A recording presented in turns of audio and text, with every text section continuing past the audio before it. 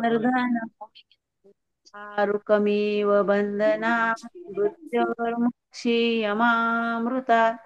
ॐ त्र्यम्बकं यजामहे सुगन्धिं पुष्टिवर्धनम् उर्वारुकमिव बन्धनात् मृत्योर्मुक्षीयमामृतात्। ॐ त्र्यम्बकं यजामहे सुगन्धिं पुष्टिवर्धनम् उर्वारुकमिव बन्धनात् मृत्योर्मुक्षीयमामृतात्। ॐ त्र्यम्बकं यजामहे सुगन्धिं पुष्टिवर्धनम् उर्वारुकमिव बन्धनात् मृत्योर्मुक्षीयमामृतात्। ॐ त्र्यम्बकं यजामहे सुगन्धिं पुष्टिवर्धनम् उर्वारुकमिव बन्धनात् मृत्योर्मुक्षीयमामृतात्। ॐ त्र्यम्बकं यजामहे सुगन्धिं पुष्टिवर्धनम् उर्वारुकमिव बन्धनात् मृत्योर्मुक्षीयमामृतात्।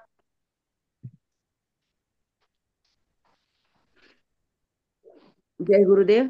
ऋषी संस्कृती विद्या केंद्र बेंगलोर, छत्रपती संभाजीनगर विभागातर्फे आपणा सर्वांचं आजच्या सत्संगामध्ये हार्दिक स्वागत. परमपूज्य योग ब्रह्म श्री ऋषी प्रभाकर गुरुजी यांच्या आशीर्वादाने तसेच संभाजीनगर विभागाचे प्रमुख आचार्य श्री सुनील गुरुजी प्रेरणेमुळे आपला हा सत्संग अविरत चालू आहे. प्रत्येक सत्संगामध्ये आपण नवनवीन विषयाचे ज्ञान घेत असतो. आजचा सत्संग देखील आपल्यासाठी वैशिष्ट्यपूर्ण असाच असणार आहे, कारण की आजच्या सत्संगाचा विषय आहे सुसंवादाचे रहस्य. आणि हे आपल्याला सांगणार आहेत श्री विजयानंद प्रभाकर शेंबेकर. ते स्वतः SSY चे थर्ड फेज टीचर आहेत. तसेच खोपोली येथील ज्ञानयोग्य चॅरिटेबल ट्रस्टचे ते अध्यक्ष आहेत. तसेच ते खोपोली येथे आपला सुंदर असा आश्रम आहे. त्या आश्रमामध्ये ते रेसिडेन्शियल बॅचेस घेत असतात. तसेच त्यांनी पौरोहित्याचे शिक्षण देखील घेतले आहे.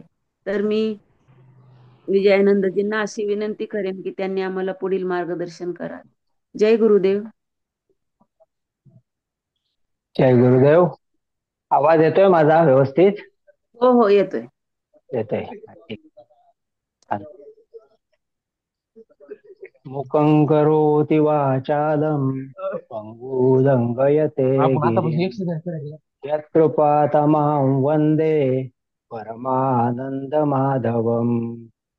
ॐ श्री गुरुभ्यो नमः. ॐ श्री गुरुभ्यो नमः. ॐ श्री गुरुभ्यो नमः. पुन्हा एकदा सर्वांचं मनापासून स्वागत करतो. आणि हा विषय मांडण्यासाठी मला एक संधी दिली किंवा इथे मला बोलवलं त्याबद्दल मी पहिल्यांदा तुम्हाला सर्वांना टीमला सगळ्या धन्यवाद देतो. खूप छान सत्संग चाललेले आहेत. काही वेळा मी जॉईन होतो, काही वेळेला जमत नाही, पण खूप वेगवेगळ्या विषयावरती तुमच्याकडे हे जे चाललेले आहे प्रकल्प हे ते मला आवडतं. खूप छान आहे. आपल्या बरोबरच स्वार्थ आणि परमार्थ म्हणतात तसं सर्वांची उन्नती व्हावी हा जो तुमचा हेतू आहे तो एक खूप भावतो. आणि म्हणून तुमच्या बरोबर मला आज काही गोष्टी शेअर करायला आवडतील. आजचा जो विषय आहे हा मी वेगवेगळ्या अँगलनी वेगवेगळ्या ठिकाणी घेतला. ते सांगण्याचा मतलब एवढाच आहे की वेगवेगळ्या ठिकाणी ह्याचा उपयोग आपल्याला जीवनामध्ये करता येतो. आणि मी माझ्या जीवनात पण ते वापरत गेलो आणि त्याचे रिझल्ट मिळत गेले किंवा त्यामुळे माझ्या जीवनामध्ये खूप छान बदल घडला आणि मला सगळ्यांबरोबर खूप छान राहता यायला लागलं. आणि तो माझ्यातल्या बदलामुळे झाला असा एक माझा थोडासा अनुभव आहे. आणि म्हणून हा विषय मी माझ्या दृष्टीने कसा मांडता येईल तो मांडतो. हाच विषय सेफ्टी म्हणून कंपनी अँगलनी घेतला तरी होतो. बँक ऑफ इंडियाचे लोन्स देतात आणि त्या लोकांना ट्रेनिंग असतं. तर त्यांच्यामध्ये धंदा करायच्या वेळेला कम्युनिकेशन स्किल हे महत्वाचं असतं. त्यामुळे त्यांच्याबरोबर मी काम करताना त्यांना त्या अँगलनी की प्रोफेशनल स्किल मध्ये हे कसं वापरावं अशा तऱ्हेने असायचा. हा आपण थोडासा वेगळ्या अँगलनी बघणार आहोत. आपण सर्व साधक लोक आहोत आणि त्या दृष्टीने आपल्याला हा संवाद आणि सुसंवाद कसा होईल त्या दृष्टीने आपण पुढे जाऊया. मला पॉवर पॉइंट प्रेझेंटेशन आहे पण ते तुमच्या याच्यावरती मला शेअर करायला जमेल का मला बघायचंय. 1 मिनिट फक्त मी बघतो, जर शेअर करता आलं तर बघू आपण.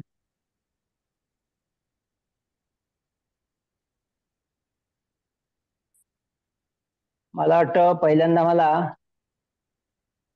स्क्रीन घ्यायला लागेल. 1 मिनिट, हा फक्त 1-2 मिनिटं लागतील मला.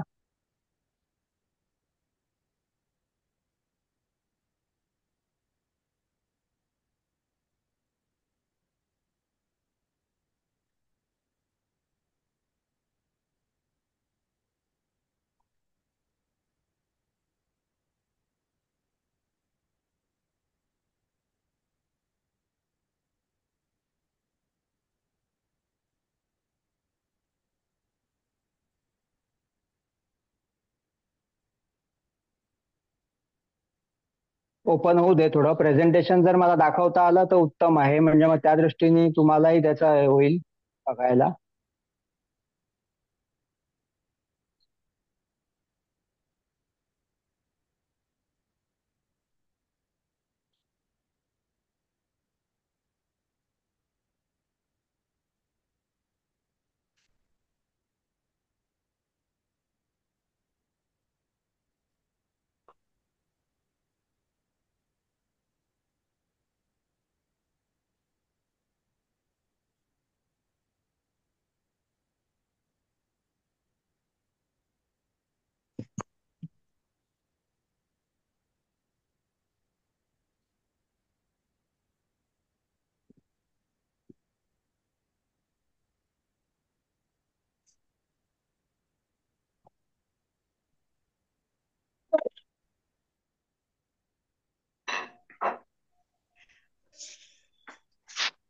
एक दोन मिनिटं. हा, आता दिसतोय का स्क्रीन? हो हो, दिसतंय. दिसतंय ना, ठीक आहे. मी आता एक एक स्लाइडनी पुढे जातो. हा जो विषय आहे हा पहिल्यांदा मी कसा मांडणार आहे त्याचा आहे. इथे नाव दिलेलं आहे effective communication and healthy interpersonal relationship. म्हणजे संवादाला आपण म्हणतो काय तर कम्युनिकेशन.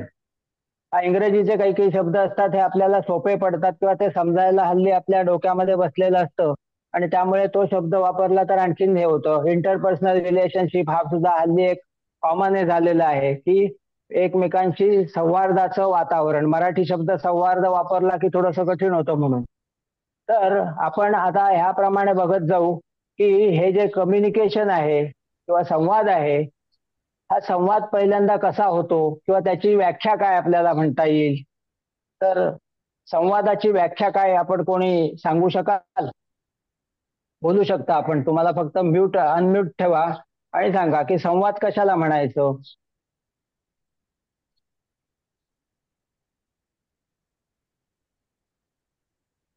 दोन व्यक्तीमधलं संभाषण. बरोबर आहे, संभाषण हा एक प्रकार झाला. आणखीन? बरोबर आहे, छान. ज्यांना सांगायचं. एकमेकाच्या हॅलो, गुरुदेव. हा, एकमेकाच्या विचाराची देवाणघेवाण करण्यासाठी विचारांची, संवादाची आवश्यकता आहे. बरोबर, छान. विचारांची देवाणघेवाण आहे, बरोबर आहे, छान. आणखीन? Messages are transmitted from source to receiver. बरोबर आहे, छान. म्हणजे एखादा मेसेज असेल तर तो हे करणं. तुम्ही छान सगळे बरोबर सांगताय. म्हणून मी इथे एक व्याख्या लिहिली बघा. हीच व्याख्या बरोबर तुम्ही सांगताय तेच आहे. Any act by which one can give or receive information. एखादी माहिती असेल, एखादा विचार असेल, एखादी आयडिया असेल, एखादा मेसेज असेल किंवा निरोप असेल एखादा, किंवा भावना सुद्धा आहेत, अशा तऱ्हेचं जे आदान प्रदान जे आपण होतो त्याला आपण कम्युनिकेशन म्हणतो. छान. पण हे आदान प्रदान आहे, टू वे आहे. ते कसं आहे ते पुढे बघू आपण. पण आता ह्याच्यात मी म्हटलेलं आहे की एनी ऍक्ट, म्हणजे कुठलीही ऍक्ट असेल तर ती, असं मी म्हटलेलं आहे. पण मला एक सांगा, तुम्ही काही कृती नाही केलीत, समजा तुम्ही नुसते गप्प बसलेत. आता मी तुम्हाला विचारलं की बाबा कम्युनिकेशनची व्याख्या काय करता येईल, संवादाची व्याख्या काय करता येईल, आणि तुमच्यापैकी दोघा तिघांनी, काही जणांनी शेअर केलं, पण कोणी काहीच शेअर केलं नसतं, तर ते पण कम्युनिकेट होतं की नाही?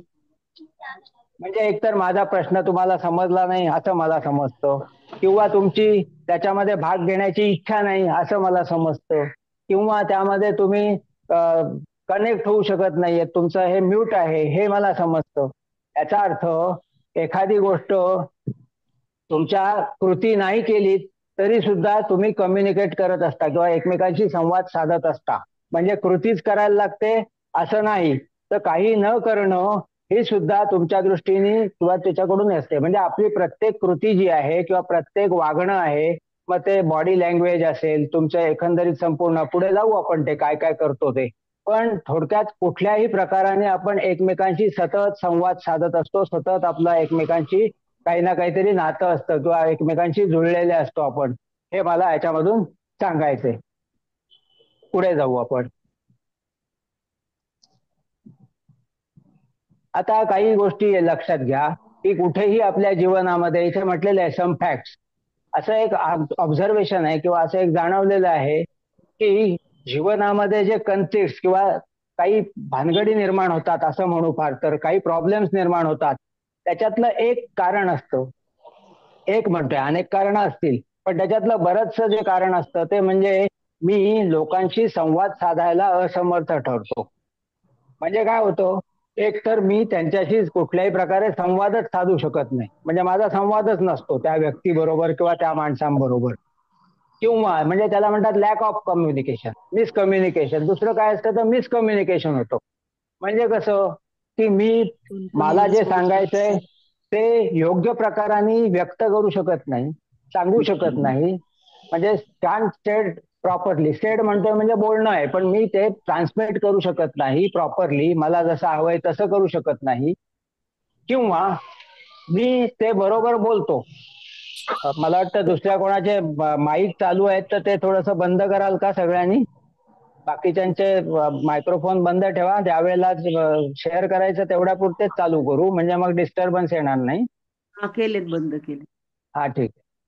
तर मिसकम्युनिकेशन म्हणजे कुठं होतं तर मी सांगू शकत नाही, हा झाला मी बरोबर सांगतोय किंवा मी ते व्यक्त करतोय बरोबर, पण समोरच्याला ते त्या अँगलनी तो समजावून घेत नाहीये, तो वेगळ्याच प्रकाराने समजतो. याला म्हणतात मिसअंडरस्टूड, म्हणजे ते चुकीच्या तऱ्हेने त्याने ते घेतलं. आपल्या जीवनात असं म्हणतो, अरे मी सांगतोय काय आणि हा ऐकतोय काय, कसं करतोय, असं होतं. त्यानंतर not listened in the intended meaning, म्हणजे मला जे हवंय त्या मिनिंगनी नाही, तो त्याच्या दृष्टीने अर्थ काढून वेगळ्या प्रकारे होतो. किंवा काही वेळेला आपण द्वयर्थी बोलतो, म्हणजे त्याच्यामध्ये असं गुंता असतो की एक बोलतो एक, म्हणजे आपल्याला पळवाट असते. तर अशा तऱ्हेने आपण काही काही वेळेला प्रॉब्लेम्स निर्माण करतो आणि मग यामधून काय होतं तर रिलेशनशिप मध्ये स्ट्रेस, म्हणजे मग एकमेकांमध्ये दुरावा निर्माण होतो किंवा ताण निर्माण होतो, किंवा मिसट्रस्ट म्हणजे एकमेकांवर अविश्वास निर्माण होतो या सगळ्या गोष्टींमुळे, किंवा ब्लेमिंग नेचर होतो की तुझ्यामुळे झालं, ह्याच्यामुळे झालं, अशा तऱ्हेने ते चालू होतो. आणि अशा तऱ्हेने काही काही वेळेला माणूस आपल्याला निग्लेक्ट करायला लागतो की हा या माणसाशी काही जास्त नको काही ठेवू, तो बरोबर बोलत नाही किंवा त्याचं हे असलं असतं, त्याला काही सांगता येत नाही किंवा तो काहीतरी विचित्र वागतो वगैरे वगैरे. आणि अशा तऱ्हेने वेगवेगळे प्रॉब्लेम्स निर्माण होतात. आणि म्हणून असं एक म्हटलं जातं की तुमच्याकडे कितीही चांगल्या आयडिया असतील, no matter how hard you work, तुम्ही कितीही काम चांगलं करत असाल, तुमच्याकडे किती ब्रिलियंट आयडियाज असतील किंवा चांगल्या चांगल्या तुमच्याकडे कल्पना असतात, पण तुम्ही जर त्या कोणापर्यंत पोहोचवू शकले नाही किंवा तुमच्यामधलं ते स्किल दुसऱ्यांच्या नजरेत आलं नाही आणि जर हे झालं तर तुमच्या सगळ्या सेगमेंटवरती, म्हणजे तुमच्या आयुष्यामध्ये त्याचा परिणाम होतो आणि तुम्ही ते ट्रान्समिट करू शकत नाहीत, म्हणून तुम्ही सफर व्हाल असं एक म्हटलं जातं. म्हणून तुम्हाला जर अशा तऱ्हेची स्किल्स जर आली की ते तुमच्याकडे जे आहे ते व्यक्त करता येते किंवा ते तुम्ही वेगळ्या प्रकारे सगळ्यांसमोर आणू शकता, असं जर असेल तर जीवनामध्ये तुम्ही प्रगती करू शकता, जीवनामध्ये तुम्हाला लोकांबरोबरच्या रिलेशनशिपचे फायदे होऊ शकतात आणि अशा तऱ्हेने आपण जाऊ शकतो. आता आपण पुढे जाऊ. आपल्या जीवनामध्ये पार्ट्स आहेत वेगवेगळे लाईफचे. मी मागे मला वाटतं परसेप्शन म्हणून हा एक भाग घेतला होता की मी कसं जीवनामध्ये लोकांबरोबर हे करतो आणि माझ्या परसेप्शननी मी कसा जगतो, म्हणजे मी जगामध्ये माझ्या अँगलनी, माझ्या दृष्टीने कसा जगतो, असा तो अँगल होता. तर त्याच्यामध्ये मी एक म्हटलं होतं की आपल्याला जीवनामध्ये वेगवेगळे पार्ट्स असतात. म्हणजे गुरुजी असं म्हणतात की आपल्या जीवनाला रथामध्ये जीवनाच्या याच्या 4 घोडे असतात. त्याच्यातलं एक आहे पर्सनल लाईफ, म्हणजे फक्त मी, वैयक्तिक मी, असं माझं एक लाईफ आहे. दुसरं कुठलं लाईफ असतं? दुसरा कोर कुठला येतो? मी राहतो माझ्या सोशल लाईफ. घरामध्ये, हा, म्हणजे फॅमिली लाईफ आहे. बरोबर आहे. आता कोणीतरी सांगितलं की सोशल लाईफ आहे. बरोबर आहे. आणि आणखीन एक आहे broad professional. Angle, professional life. Very nice. तर हे जे आहे हे चौथं प्रोफेशनल लाईफ आहे. आता बघा, ही 4 प्रकारची ही महत्वाची अंग आहेत. मग त्याच्यामध्ये सब पार्ट्स येतील, काही येतील. माझी साधना असेल, पर्सनल लाईफ मधली असेल, किंवा फॅमिली लाईफ मधलं माझं वेगळं जीवन असेल. ह्या सगळ्या ठिकाणी जर बघितलं तर संवाद हे खूप खूप खूप महत्वाचं असं माध्यम आहे. पण प्रत्येक ठिकाणी कसं आहे की प्रत्येक ठिकाणी वेगळं स्किल लागतं. म्हणजे हे different skills are required to be used in each part. म्हणजे फॅमिली लाईफमध्ये मी जीवनामध्ये जे मी वापरतोय माझ्या, ते मी कदाचित समाजामध्ये नाही वापरू शकणार, कारण घरात मी वेगळ्या प्रकाराने काहीतरी स्किल लागतं. समाजामध्ये वावरत असताना वेगळ्या प्रकारचं स्किल लागतं. प्रोफेशनल लाईफमध्ये तर वेगळे स्किल लागतातच तुम्हाला, हे तुम्हाला सगळ्यांना माहिती आहे. तर ह्या सगळ्यांचं जर बघितलं तर सगळ्यांमध्ये काही गोष्टी कॉमन आहेत. म्हणजे आपण सगळ्या ठिकाणची वेगवेगळी स्किल अक्वायर करायला जाऊ तर त्याच्याऐवजी आपण ही एकमेकांशी इंटर रिलेटेड आहेत किंवा इंटर कनेक्टेड आहेत. आणि त्यामुळे त्यातले कॉमन फॅक्टर बघू. कॉमन फॅक्टर कुठला आहे? तर माणसंच असतात सगळीकडे, आणि मला त्यांच्याशी संवाद साधायचा असतो. मग ते जसं म्हणतात की प्रेम प्रेम प्रेम असतं, तुमचं आमचं सेम असतं. तर मग असे काही कॉमन फॅक्टर जर आपण वापरायला सुरुवात केली किंवा त्याच्यामध्ये आपण जर बघायला लागलो तर मग ह्या 4ही आघाड्यांवरती आपण सुसंवाद साधणं सोपं होऊन जाईल. आणि दुसरी एक गोष्ट लक्षात घ्या की यातलं एक जरी लाईफ आपलं डिस्टर्ब असेल तरी आपण एकमेकांवर त्याचा परिणाम होतो. म्हणजे उदाहरणार्थ माझा फॅमिली लाईफ जर डिस्टर्ब असेल तर ते डिस्टर्बन्स तो घेऊन मी समाजात जातो, तो घेऊन मी कदाचित प्रोफेशनल मध्ये जातो, माझ्या धंद्या व्यवसायामध्ये किंवा माझ्या नोकरीच्या ठिकाणी जातो, किंवा नोकरीच्या ठिकाणी डिस्टर्बन्स असेल तर तो घरी घेऊन येतो सोशलमध्ये. त्यामुळे या सगळ्या आघाड्यांवरती मी व्यवस्थित कसं वागता येईल किंवा त्याच्यामध्ये मला सर्वांबरोबर कसं छान राहता येईल सामावून, हे महत्वाचं आहे. तर त्या परसेप्शन मध्ये पण मी हा भाग घेतला होता, कारण तो परसेप्शन हा सुद्धा तसाच आहे. मी माझ्या अँगलनी बघतो आणि मी कशा तऱ्हेने होतो. म्हणून आपण हे इंटरकनेक्टेड आहेत हे लक्षात घेऊया. आता आपण काय करू की ह्या सगळ्या प्रोग्रामचं उद्दिष्ट किंवा मी जे बनवलंय त्याच्या पॉवर पॉईंट मधलं उद्दिष्ट काय, की हे कम्युनिकेशन म्हणजे काय आणि इंटरपर्सनल रिलेशनशिप ह्याचं डायनॅमिक्स, ह्याचा अर्थ हे कसं चालतं, ह्याची जर आपल्याला स्किल किंवा त्याचं जर टेक्नॉलॉजी जर मला समजली तर मला ऑपरेट करणं सोपं आहे. जसं फोन मला वापरता यायला लागला तर मी जास्त इफेक्टिव्हली वापरू शकतो. आणि म्हणून सुसंवाद करताना पहिल्यांदा संवाद म्हणजे काय, तो इफेक्टिव्ह कसा करायचा, त्याचे तंत्र काय आहे हे लक्षात घेणं, मग स्किल आपल्याला आपोआप डेव्हलप करता येतं. आणि मग अशा तऱ्हेने टीम बिल्डिंग किंवा ऍज अ टीम म्हणून सुद्धा आपण काढू शकतो. आणि मग सोशल कल्चर किंवा ऑर्गनायझेशन मध्ये सुद्धा आपल्या एक चांगलं कल्चर किंवा आपल्या अवतीभोवती एक आपण वेगळ्या प्रकारचं वातावरण, खूप सुसंवादाचं वातावरण आपण निर्माण करू शकतो. तर पुढे जाऊ आपण. त्यामध्ये जर बघितलं त्या पीपीटी मध्ये तर एक मेसेज दिलेला आहे. हा एक कॉमन एक्झरसाइज सगळीकडे घेतला जातो. जेव्हा कुठे कम्युनिकेशनचं एखादं वर्कशॉप असतं त्यावेळेला एक सांगितलं जातं.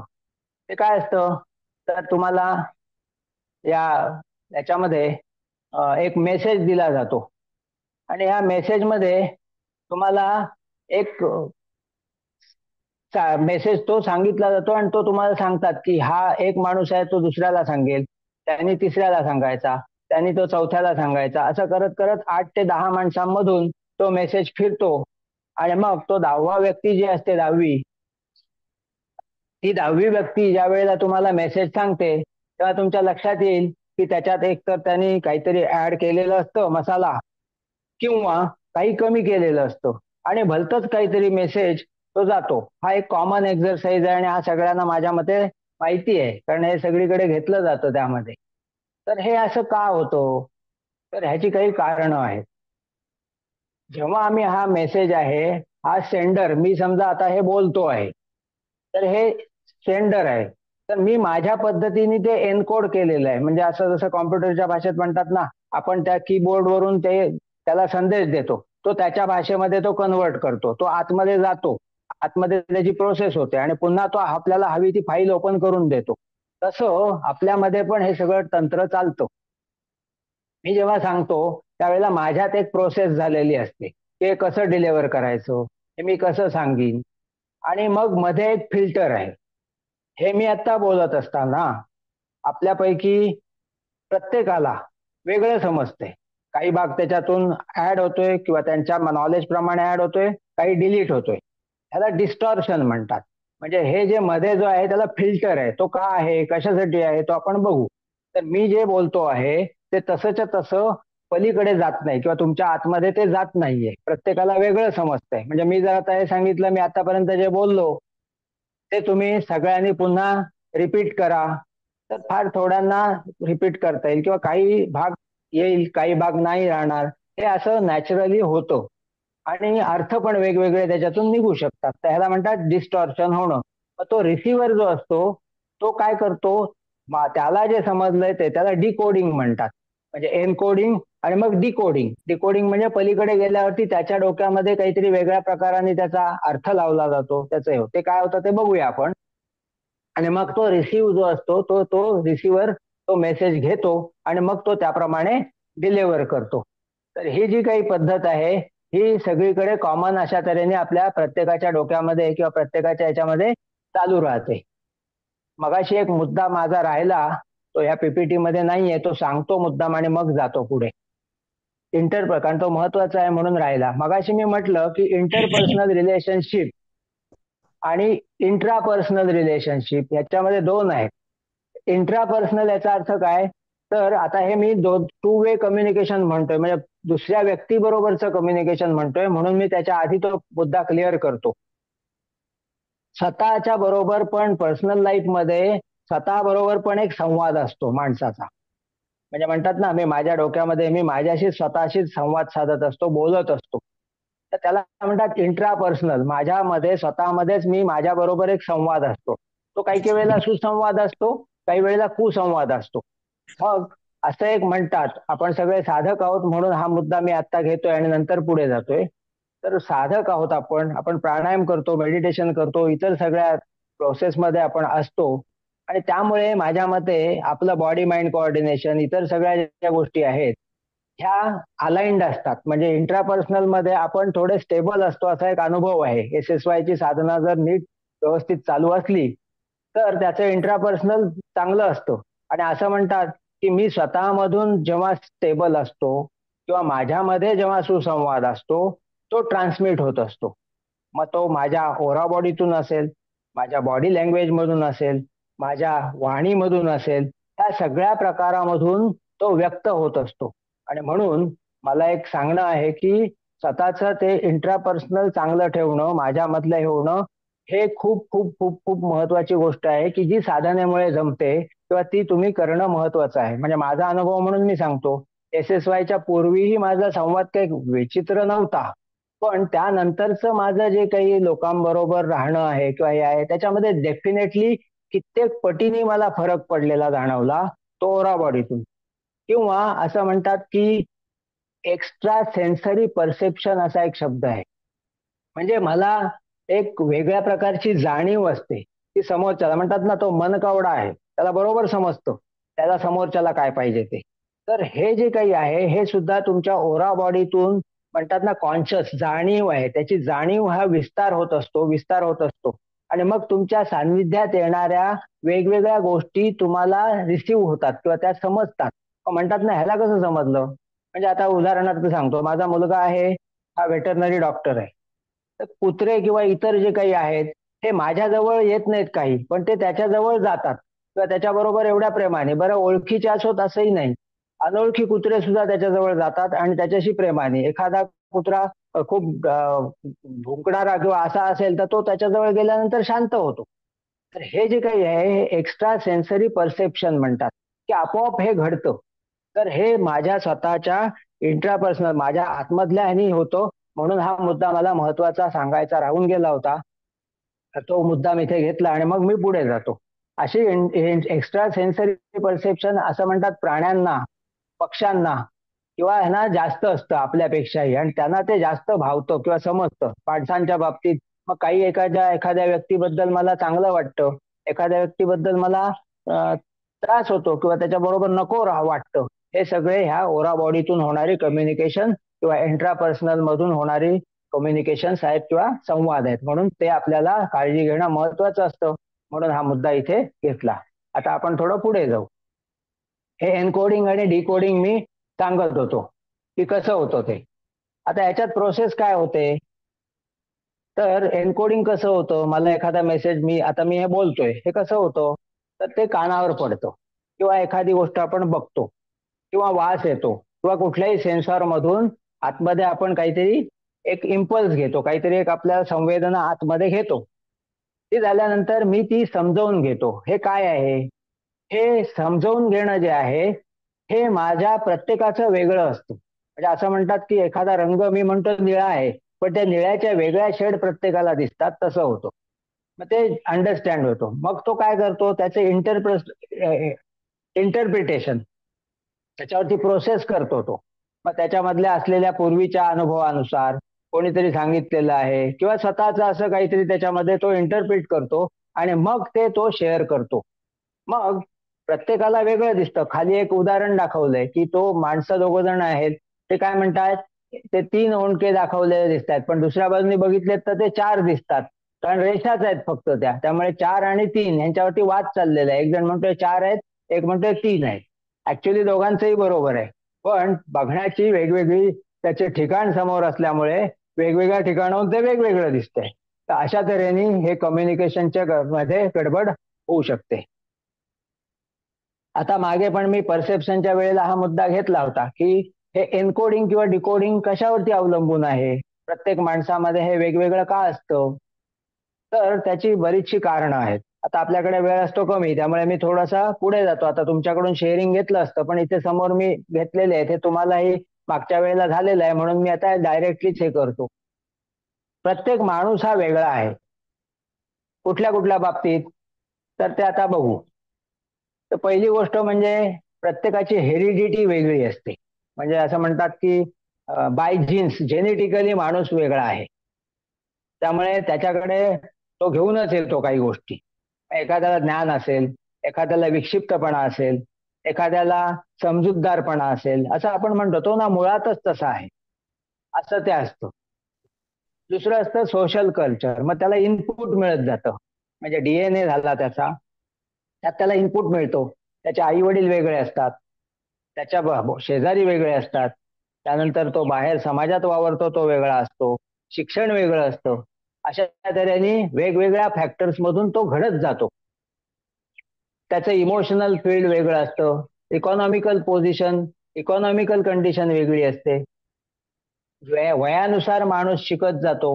मग जनरेशन गॅप आहे, एज बदलत जातं, तसं समज वाढत जाते. मेल आणि फिमेल हा फरक आहे जेंडरचा. पुरुषांना समजतं ते स्त्रियांच्या बाबतीत नसेल, स्त्रियांना समजतं ते पुरुषांना समजत नसेल. असे अनेक फॅक्टर्स इथे घेतलेले आहेत, सायकोलॉजिकल फॅक्टर्स, आणि हे सतत बदलत असतात. प्लेस, पर्सन आणि सिच्युएशन, टाइम. म्हणजे असं म्हणतात की जागेवर माणूस बदलतो प्रत्येक ठिकाणी गेला की, त्याप्रमाणे त्याचं सिच्युएशन बदलली, एका सिच्युएशन मध्ये वागतो तसा दुसरीकडे नाही वागत. आणि वेळ काही काही वेळेला त्यावेळेला असा होता, आता वेगळा वागतो. थोडक्यात सांगायचं म्हणजे अशा तऱ्हेने वेगवेगळ्या प्रकाराने माणूस बदलत असतो किंवा तो विचार करत असतो, हे नीट समजून घेणं खूप महत्वाचं आहे. कारण आपण संवाद साधत असताना असं एक समजून चालतो की मला जे समजलंय तसंच लोकांना समजतंय, किंवा मी जे कम्युनिकेट करतोय तेच त्याला आपण कम्युनिकेट होतोय, असं आपण भ्रम आहे किंवा आपल्याला असं समजतो. म्हणून पुन्हा एकदा लक्षात घ्या, कम्युनिकेशन इज 2 वे प्रोसेस आहे, एक्सचेंज प्रोसेस आहे. म्हणून हे लक्षात घेणं महत्वाचं आहे. तुम्ही एखादा मेसेज सांगता किंवा एखादा निरोप सांगता किंवा एखादी भावना व्यक्त करता, त्यावेळेला किंवा मुख्यतः जेव्हा प्रोफेशनल लाईफ मध्ये तुम्ही काम करत असता, तिथे हे समजून घेणं खूप महत्वाचं आहे की मी जे सांगितलं तेच त्याला समजलंय का, की वेगळं समजलंय. म्हणजे उदाहरणार्थ मी आता प्लांट मध्ये काम करत असे, मी आरसीएफ मध्ये सर्व्हिसला होतो, तर सेफ्टीच्या बाबतीमध्ये हे विशेषत्वाने आम्ही सांगायचो की मी एखादा जॉब सांगितला, काम सांगितलं, तर समोरच्याला ते तसंच समजलंय का, तर त्याला विचारणं पुन्हा, समजलं का तुला, पुन्हा एकदा सांग मला काय सांगितलं. तर ताबडतोब क्लिअर होतं की ह्यानी काहीतरी चूक, नाहीतर मग काय होतं पुढे ते सेफ्टीच्या दृष्टीने खूप विचित्र काहीतरी इव्हेंट होऊ शकतो, इन्सिडेंट होऊ शकतो. आणि म्हणून तर हेच नीट लक्षात घ्यायचं की मी जेव्हा कोणाशी संवाद साधत असतो तर त्यावेळेला थोडं जर महत्वाचं काम असेल तर विशेषतः, एरवी तर लूज आपण काही बऱ्याचशा गोष्टी बोलत असतो, त्या बाबतीत कदाचित नाही. पण जेव्हा एखादा महत्वाची गोष्ट असते तेव्हा मी जे सांगतो आहे ते तसंच्या तसं गेलंय का, हे थोडंसं कन्फर्म करणं या सगळ्या गडबडीमध्ये खूप महत्वाचं ठरतं. एवढंच मला तुम्हाला सांगायचं आहे. पुढे जाऊ. आता वेगवेगळ्या माध्यमातून आपण एकमेकांशी कम्युनिकेट करत असतो, वेज ऑफ कम्युनिकेशन. आता मी हे ओपन नाही केलंय मुद्दाम. आपण सांगा कुठल्या कुठल्या पद्धतीने आपण एकमेकांशी बोलत असतो, हे कम्युनिकेट करत असतो, संवाद साधत असतो. डोळे. येस, छान, डोळ्यांनी आपण बोलत असतो, बरोबर आहे. म्हणजे एखाद्या मुलाला आई आई नुसती डोळ्यांनी नुसतं सांगते बाजूला हो किंवा जा, किंवा नवरा बायको मध्ये सुद्धा डोळ्यांनी एखाद्या वेळेला होते, बरोबर, छान. आणखीन चेहऱ्यावरचे हावभाव. येस, चेहऱ्यावरचे हावभाव आहेत, बॉडी लँग्वेज आहे, बरोबर, छान. आणखीन आणि राग आल्यानंतर श्वास पण फुलतो. हा, नाही तो आतमध्ये झालेला परिणाम आहे समजा, पण आपण संवाद कसा साधतो वेगवेगळ्या ह्यानी, तर बरोबर आहे तुम्ही सांगितलं की मी डोळ्यांनी हे करतो, माझी चेहऱ्यावरची भावभावना एक्सप्रेशन्स असतात त्यांनी मी करतो. आणखीन महत्वाचं तुम्ही बोलून करतो. सांगितलंच नाही, बोलून करतो, व्हेरी नाईस, बरोबर आहे, बोलून पण करतो. आणखीन लिहून करतो ना, रिटर्न कम्युनिकेशन पण आहे. म्हणजे वेगवेगळे कम्युनिकेशन काय काय होतात बघा. आता व्हर्बल आहे, नॉन व्हर्बल आहे. व्हर्बल याचा अर्थ काय, तर बोलणं असेल किंवा डिस्कशन असेल तर अशा तऱ्हेने बोलून किंवा डिस्कशन एकमेकांबरोबर संवाद अशा तऱ्हेने करतो. नॉन व्हर्बल मध्ये काय काय आहे बघा, तुम्ही आता काही गोष्टी सांगितल्यात, रिटर्न आहे. त्यानंतर बॉडी लँग्वेज आहे, तुम्ही आय कॉन्टॅक्ट कोणीतरी सांगितलं की डोळ्यांनी बोलतो. आणखीन कशाने बोलतो आपण, तर एखादं चिन्ह दाखवतो. हा, चिन्ह दाखवतो, बरोबर. हातामधून आपण क्रॉस करून दाखवतो, करू नको. म्हणजे आमच्याकडे प्लॅन मध्ये काय असायचं, खूप दुरून काहीतरी बोलायचं असायचं, तेव्हा वॉकी टॉकी असली तर ठीक, नसेल तर काय करायचं, तर आम्ही त्याला पुण्याने सांगायचो ओपन कर किंवा बंद कर वॉल, किंवा कमी कर, जास्त वाढव. तर हे सगळे कृती चिन्हाने सांगायचो. इशारे, इशारे, बरोबर आहे, इशारे द्यायचो. किंवा एखादा पिक्चर दाखवून सुद्धा आपण ते सांगू शकतो. आपल्याला रस्त्यावरती बघा की क्रॉसिंग करू नका किंवा हे वन वे आहे, हे कसं चित्र लावलेलं असतं, ग्राफिक्स असतात, त्यांनी करतो. आणि दुसरं एक असतं, तर ते शब्देविण संवादू म्हणतात. तसं तुम्ही एखाद्या व्यक्तीकडे जाता, त्यांच्या बाबतीमध्ये तिथे काहीतरी दुर्घटना किंवा त्याच्या जवळची व्यक्ती गेले, तिथे जाऊन तुम्ही काही बोलता का हो, नाही बोलत नाही. तर फक्त त्याला स्पर्श करतो, त्याचा हात हातात घेतो आणि त्याच्याबरोबर थोडस जवळ राहतो आणि ते काय आहे ते कम्युनिकेट होतो. हा स्पर्शाची भाषा आहे, किंवा न बोलता सुद्धा आपल्याला कम्युनिकेट करता येतो. आता एक नवीन प्रेझेंटेशन आम्ही नवीन ह्याच्यात टाकलाय, याचं कारण ऑडिओ आणि व्हिडिओ दोन्ही चालतं. तर हा एक नवीन प्रकार म्हणून मी केलाय, व्हर्बल आणि हे पण, म्हणजे पिक्चर आणि हे दोन्ही कॉम्बिनेशन म्हणून तो वेगळा ठेवला, बाकी काही नाही. आता एकेका बाबतीत आपण थोडस जाऊया. आता व्हर्बल कम्युनिकेशन मध्ये बोलणं येतं.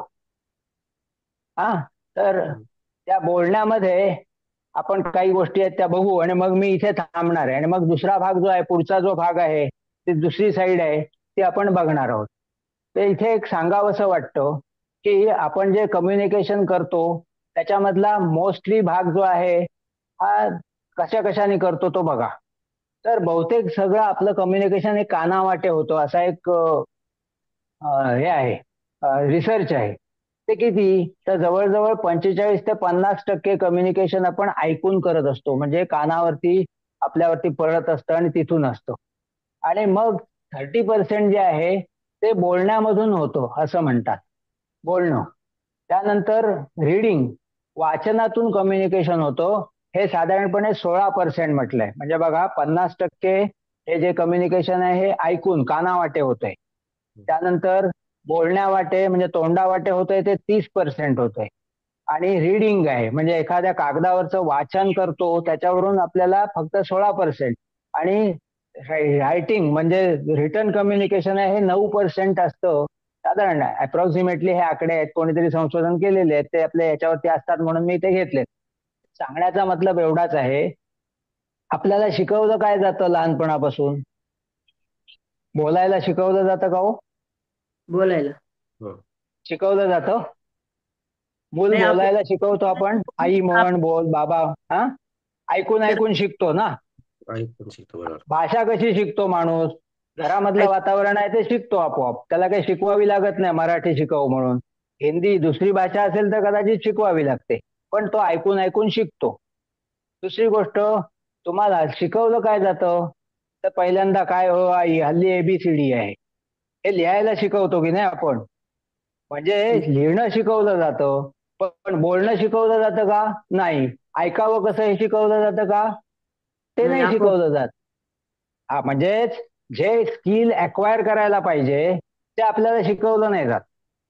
आणि 9% ज्याच्यातून होतं रायटिंग मधून, ते महत्वाचं आहे. ते काय असं नाहीये की रायटिंग लिहिणं चुकीचं आहे किंवा ते वाईट आहे किंवा हे नाही, त्याचं पण गरज आहे. पण ते शिकवलं जातं, ते थोडं शिकवलं जातं. त्यामुळे ऐकणं आणि बोलणं हे कम्युनिकेशन मध्ये मॅक्झिमम कम्युनिकेशनचं टूल आहे. आणि म्हणून ते ऐकणं किंवा शिकणं हे खूप महत्वाचं आहे. आणि म्हणून आपण ह्या भागाकडे पहिल्यांदा बघतो आहोत. ऐकणं, व्हर्बल. रिटर्नचे काही फायदे आहेत वगैरे ते तुम्हालाही माहिती आहेत. फक्त रिटर्न मधल्या कम्युनिकेशनचे फायदे काय आहेत ते सांगतो आणि मग मी पुढे जातो ह्या विषयाला हे करतो. अजून आपल्याकडे 15 मिनिटं आहेत माझ्या मते. तर त्याला रिटर्न ऐकू मध्ये येत नाही, होतं. त्याला बोलता येत नाही. हा, बरोबर आहे. त्याला हे कम्युनिकेशन कसं पाहिजे, लिहून करायला लागतं. व्हेरी नाईस, छान छान. कोणीतरी आता जे सांगितलं ते खूप छान आहे. त्याला ऐकायलाही येत नसेल किंवा बोलता येत नसेल तर मग त्याच्यासाठी म्हणून हे खूप, हे मी मुद्दा ऍड करीन. धन्यवाद तुम्ही सांगितल्याबद्दल. छान कारण ज्याला छान छान. ऐकायलाच येत नाही त्याला स्पीच करताच येत नाही, त्याच्यामुळे आधी बरोबर ऐकावंच लागतं मग बोलतो. बरोबर, छान छान छान. हा मी मुद्दा याच्यामध्ये करीन रिटर्न कम्युनिकेशनच्या साठी. पहा, छान. कधी कधी असं काहीतरी मिळून जातं, तसं आहे. हे खूप छान हे झालं. तर बघा, नेहमी लिहायला सांगितलं जातं. म्हणजे रामदास स्वामींचं हे आहे, नित्य नियमाने काहीतरी 2 वाक्य तरी लिहावी, 4 वाक्य तरी लिहावी असं सांगितलं जातं. माझ्याकडून पण होतं असं नाही, पण बऱ्याच वेळेला माझं एक ऑब्झर्वेशन असं आहे की जेव्हा आपण लिहितो त्यावेळेला क्लॅरिटी ऑफ थॉट्स म्हणजे विचारांची सुसूत्रता येते. कारण एरवी आपण खूप बडबडत राहतो, लिंकिंग नसतं किंवा वेगवेगळं बोलतो. पण जेव्हा आपल्याला लिहून कळवायचं असतं किंवा तो मेसेज, त्यावेळेला आपण स्पेसिफिक होतो. आणि त्यामुळे आपण सत्संगामध्ये वगैरे किंवा सांगतो, बऱ्याच वेळेला एखादा वर्कशॉप असेल, हे असेल, किंवा आम्ही विशेषतः इथे जेव्हा जेव्हा कुठली वर्कशॉप किंवा एखादं शिबिर होतं तर त्यावरती लिहिण्यावरती थोडा भर असतो. बघा तुम्ही SSYच्या याच्यामध्ये पण लिहायला सांगितलेलं आहे गुरुजींनी, होमवर्क लिहा, भोंपले. तर तो लिहिणं का महत्वाचं आहे, तर पुन्हा तुमच्या डोक्यात तो विषय पुन्हा हे होतो आणि स्पेसिफिक होतो आणि तुम्ही तो लिहिता त्यावेळेला तो पक्का होतो. कारण समोर तुमच्या हातातून पण ते जातं. हाताचा आणि मेंदूचा संबंध आहे, हाताचा आणि तुमच्या विचारांचा आणि त्या लिहिण्याचा संबंध आहे.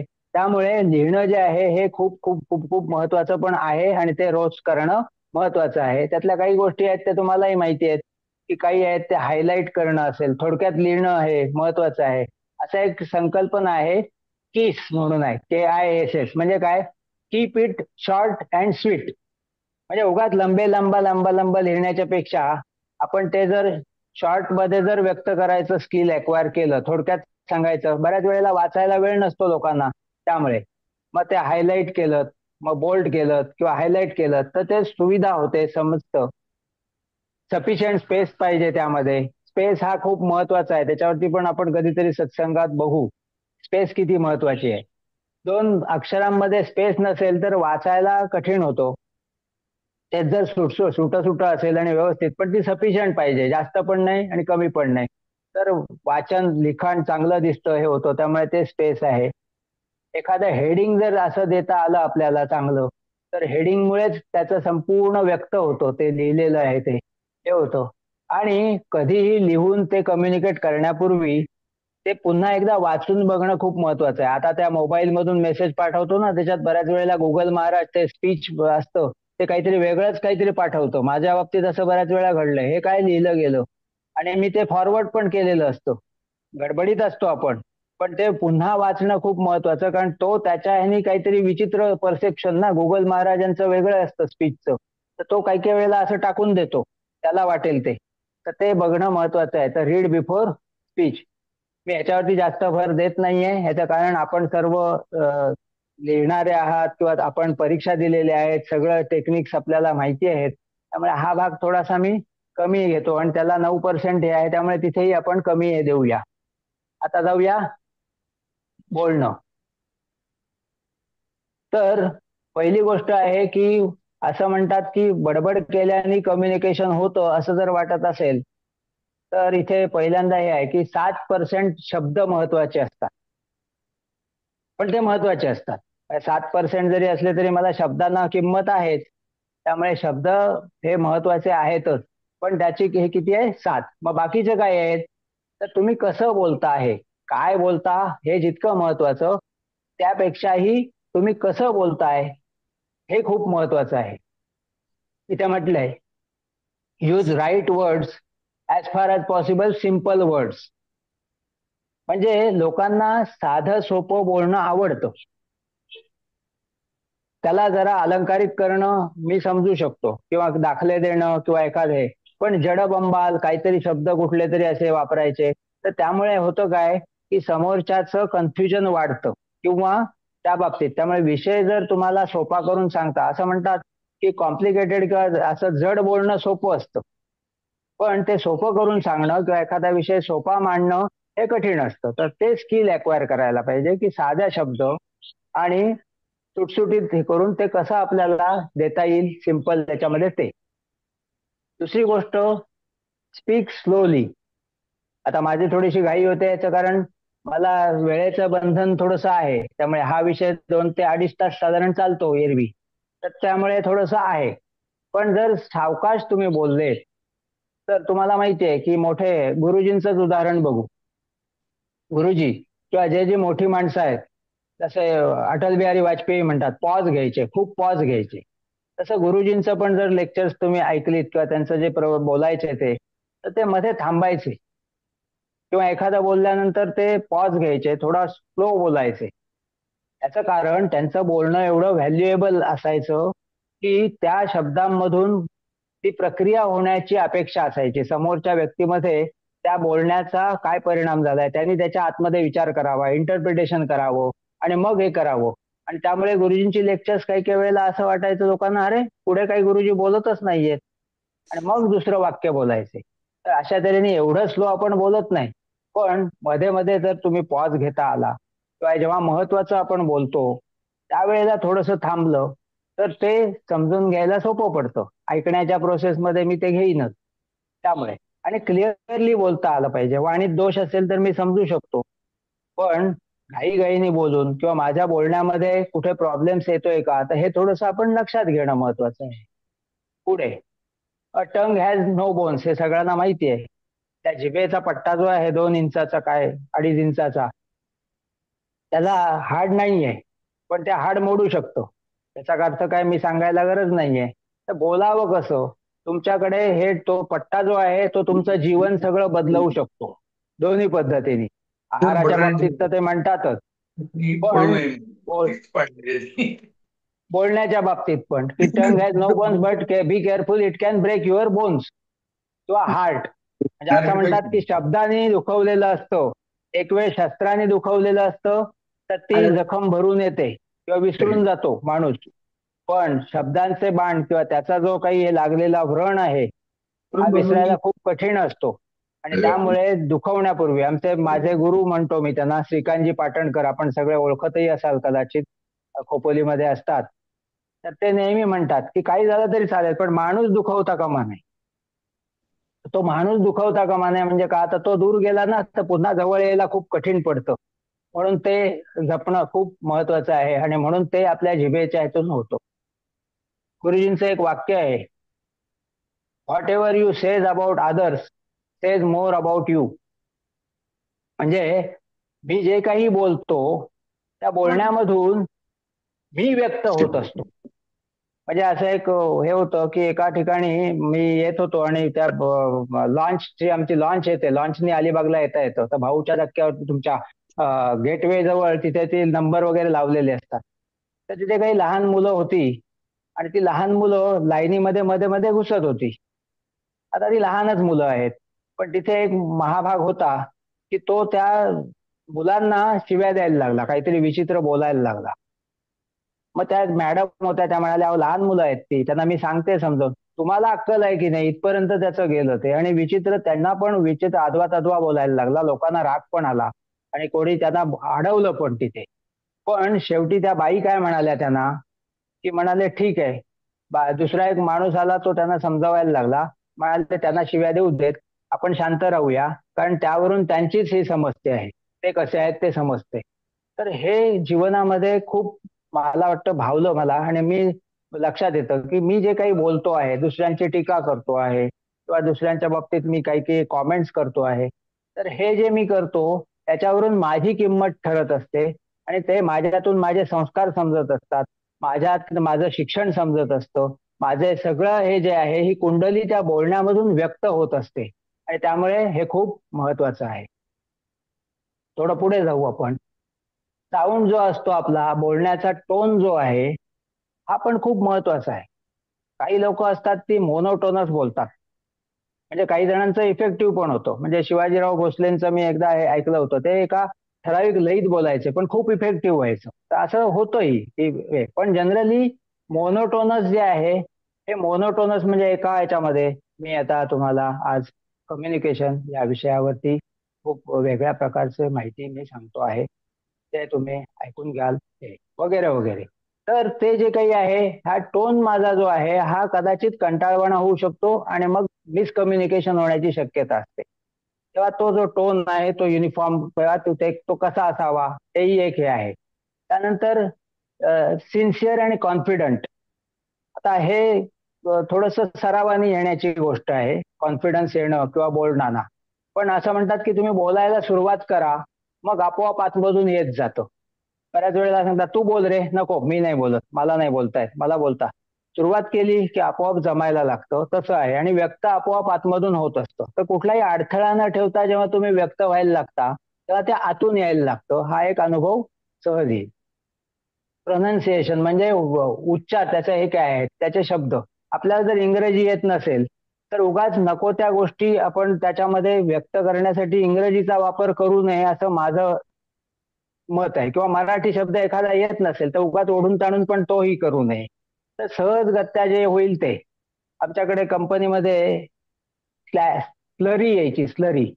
तर स्लरी याचा अर्थ काय, एक चिकट असे हे यायचा, ऍसिडिक असं एक स्लरी यायची. एक आमच्याकडे पिऊन होता, त्याला ते स्लरी बोलता नाही यायचं. तर तो एक दिवस सांगायला लागला त्या सॅलरीला म्हणे घाण येते, सॅलरी म्हणायचा. त्याला तो त्याचा उच्चार जमत नव्हता. तर सॅलरी झाल्यामुळे गडबड काय झाली, त्याच दिवशी नेमका पगाराचा दिवस. तर मला वाटलं नोटांना वगैरे काही वास येतोय की काय, किंवा काय असं का म्हणतोय, म्हणून मग मी विचारलं, म्हटलं अहो तू काय म्हणतोय, तो सॅलरीला काय वास येतोय. मग माझ्या लक्षात आलं बाहेर टँकर होता आणि ती स्लरी होती, त्याचा हे होता. थोडक्यात सांगायचं तर कुठल्या ह्याला काय शब्द म्हणतात किंवा मी ज्या फील्डमध्ये काम करतो त्यातलं काही जे हे आहेत ते मला माहिती पाहिजेत. मग माझ्या व्यवसायाशी संबंधित असेल तर त्याच्याशी संबंधित, त्याच्याशी निगडीत. म्हणजे मी प्लांटमध्ये काम करत होतो तर मग मी इन्स्ट्रुमेंटेशन मधल्या काही काही वेगवेगळ्या गोष्टींना काय म्हणतात, उपकरणांना काय म्हणतात, इलेक्ट्रिकलच्या काय म्हणतात किंवा इतर ह्याला काय म्हणतात, कारण हे खूप महत्वाचं आहे. तर मग मी बरोबर व्यक्त नाही होऊ शकत. हो का? त्यानंतर लाऊडनेस किंवा पिच, तर तो सुद्धा असंच आहे. अति तीव्र तीव्र जर शब्द वापरलेत तर तेही वेगळे परिणाम करतात. आणि अगदी तुम्ही सावकाश आणि बोललेत, हळू बोललेत तरी कम्युनिकेट होत नाही. त्यामुळे तुम्हाला रेंज समजायला हवी.